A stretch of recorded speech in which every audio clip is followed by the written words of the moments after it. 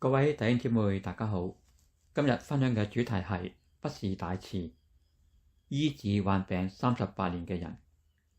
請讀聖經約翰福音5章1至10節及17至19節。這事以後到了猶太人嘅一個節期，耶穌就上耶路撒冷去。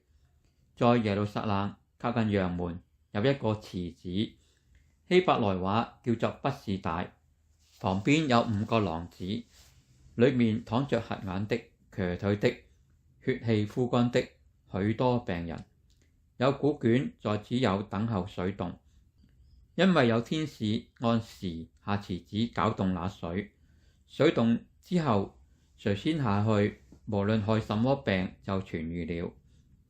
在那裡有一個人病了38年，耶穌看見他躺着，知道他病了許久，就問他說：你要痊癒麼？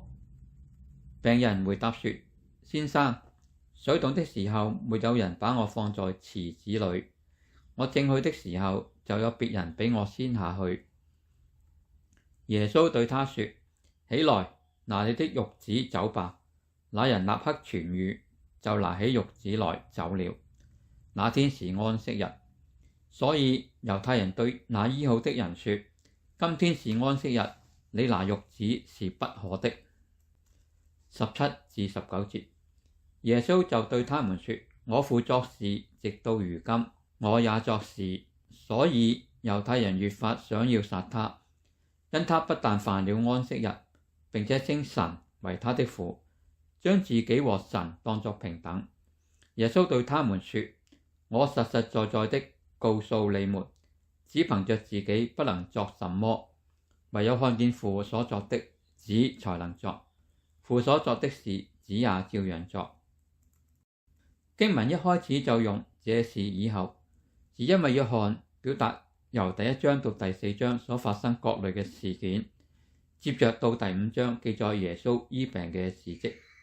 第4章，耶穌故意路經撒瑪利亞，在那裡和井旁打水嘅婦人談道，然後到加利利地方醫治一位大臣嘅兒子。這是耶穌在加利利行的第2件神蹟。第一節用上了這事以後，是表明耶穌為猶太人和外邦人傳天國近了嘅福音，並且施行了水變酒和醫病等神蹟，足以表達他是從神而來。若不是從神而來，冇人能像他作成這些事。然而那些猶太人仍舊硬着心，不肯相信和接受。到第5章記載耶穌又要上耶路撒冷過節，在聖城嘅羊門附近嘅不是大池行了這個神蹟，去醫治患病38年的人。不是大池嘅意思係憐憫之家。每次嘅節期都會有許多猶太人上聖殿守節。耶路撒冷常住人口大約有5萬人左右，全國各地上去過節嘅人大約也會有25萬人左右。大部分都要住喺城內，特別係節期中嘅安息日，因為他們要守限制，喺安息日只能行大約不多於1公里嘅路程。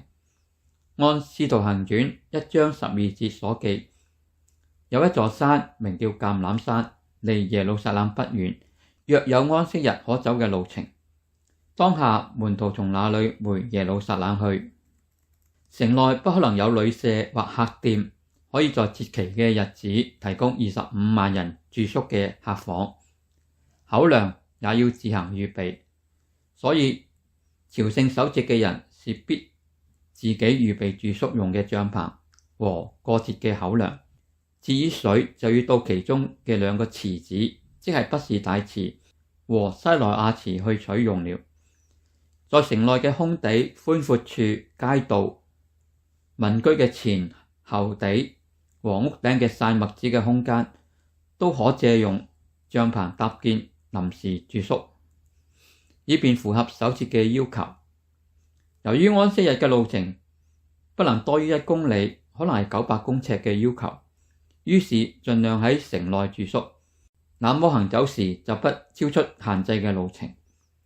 城內嘅人口大量增加，守節前嘅3日他們就到了，因為要用3天自潔，引致到處都十分熱鬧，氣氛高漲，晚上也不會安靜。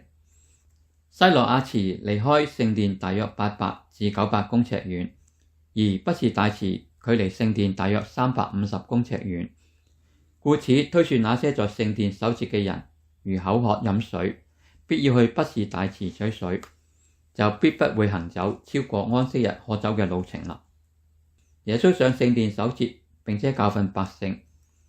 晚餐後，他也不會在城內住宿，因為太多人住喺城內，晚上又不安寧，於是往城外對面嘅橄欖山嘅客西馬尼園，讓他可以晚上或夜半或整夜安靜禱告。耶穌和門徒往客西馬尼園去露宿，也不可能帶着水壺前去，因為安息日不能負重物行走。因為經文10節話：今天是安息日，你拿褥子是不可的。節期的每日清晨嘅早上，耶穌和門徒上聖殿時，都會經由羊門進入，也可在羊門附近嘅畢士大池取些水飲用。所以耶穌出現在畢士大池。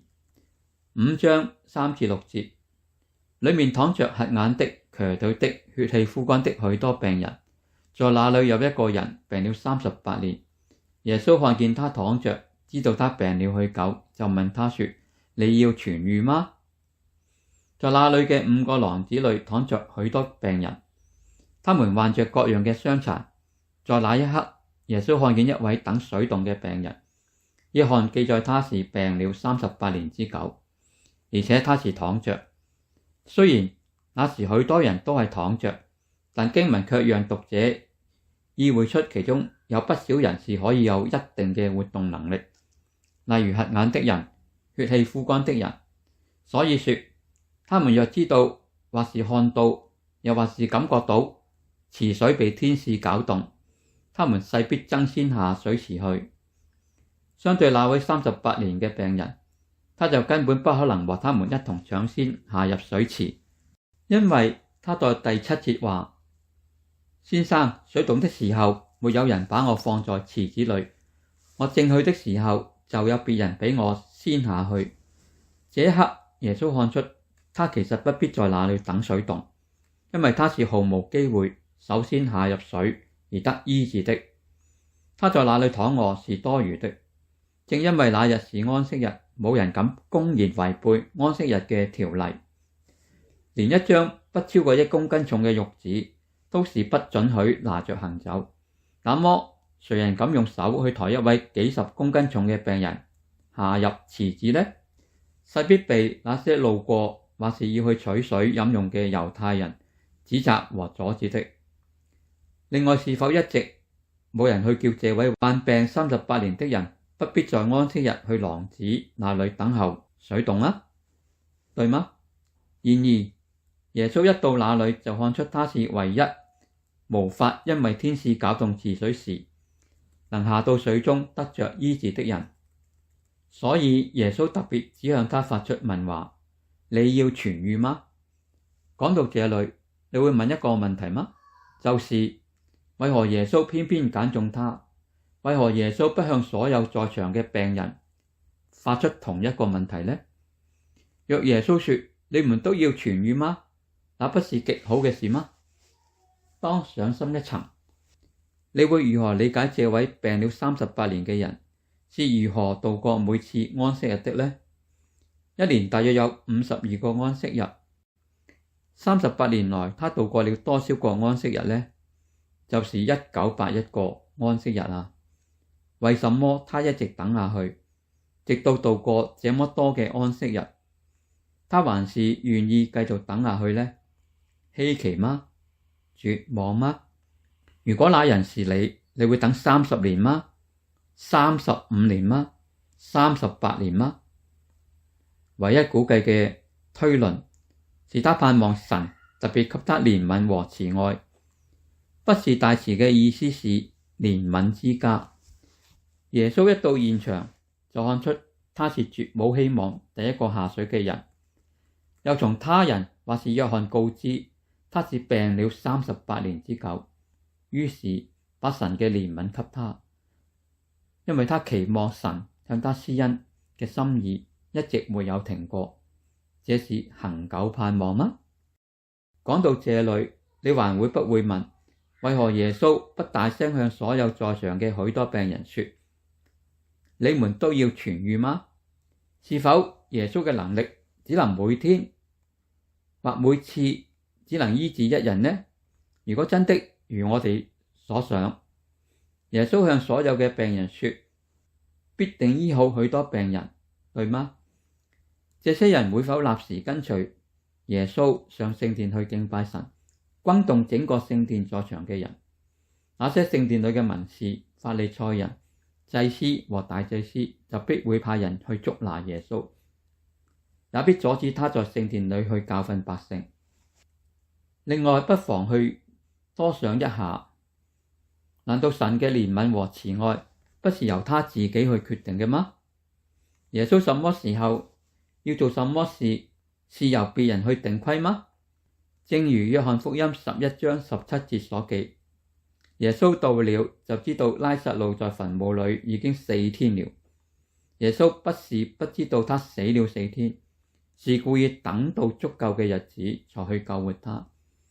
我們是人，是神所創造的人，是沒有任何權柄去要求和限定耶穌要按我們嘅思維去滿足我們嘅好奇心。況且死而復生嘅人在世多活一段日子，還是會再病和死亡的。所以我們若以為自己個人嘅想法是最美好的，然後去定規耶穌嘅做法，那麼就會常常出錯呢，對嗎？那些定下安息日條例嘅人，他們嘅思維是否符合神嘅律法真義呢？在安息日連拿一張褥子都不可以，醫治那不在當日必死嘅病是不可以的。那麼誰去斷定求醫嘅人若不在安息日治療，必會在安息日死呢？無怪乎耶穌責罵他們。馬太福音12章11節，耶穌說，你們中間誰有一隻羊，當安息日掉在坑裏，不把它抓住拉上來呢？約翰福音7章22節，你們也在安息日給人行割禮，難道以色列人嘅醫院會唔會喺安息日死許多急症嘅人呢？因為安息日唔可以醫病嗎？在安息日，耶穌醫治了這位應該是癱瘓嘅病人，他是沒有犯安息日嘅。因為如果以前嘅安息日都不曾出現過天使攪動過池水，那麼在安息日是不會有許多病人在那裡守候水洞的。可見神曾在安息日派出天使去攪動過池子嘅水，所以耶穌在安息日治病是不會犯任何律法。正如17至19節所記，耶穌看見父所做的，他也照樣做。